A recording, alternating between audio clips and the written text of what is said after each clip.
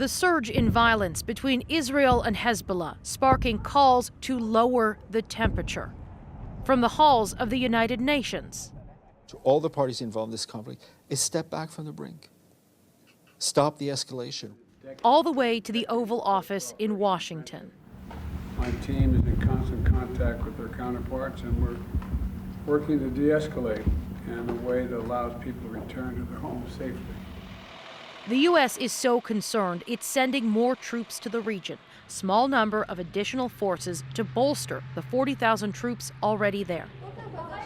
Calls for calm are failing to bring about change. The president of Iran told reporters it will continue to back Hezbollah as long as the U.S. provides military support to Israel. And Prime Minister Benjamin Netanyahu says Israel will continue to defend itself. The question is where does everybody go? This former U.S. Middle East peace advisor says Hezbollah can't win a conflict by air.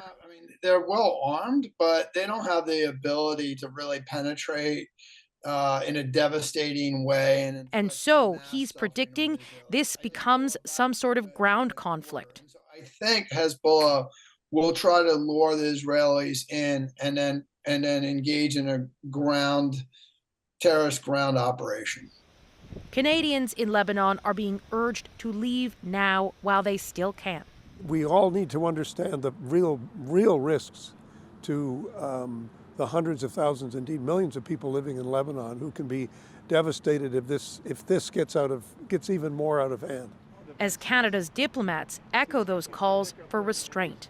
I really do think that we have a humanitarian disaster going on in Gaza, and we don't want another one in Lebanon.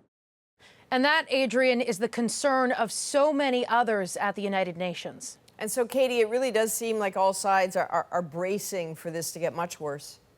Yeah, there's no apparent momentum around ceasefire talks, and no matter how much American officials plead with negotiators to try to reach a deal, it's just not working. U.S. officials are now reportedly telling journalists they don't think Israel's strategy, ramping up pressure on Hezbollah, is going to de-escalate tensions. The U.S. has publicly criticized Israeli tactics before, but it continues to provide billions of dollars in weapons support to its ally. All right, Katie Simpson reporting in Washington tonight. Thanks, Katie.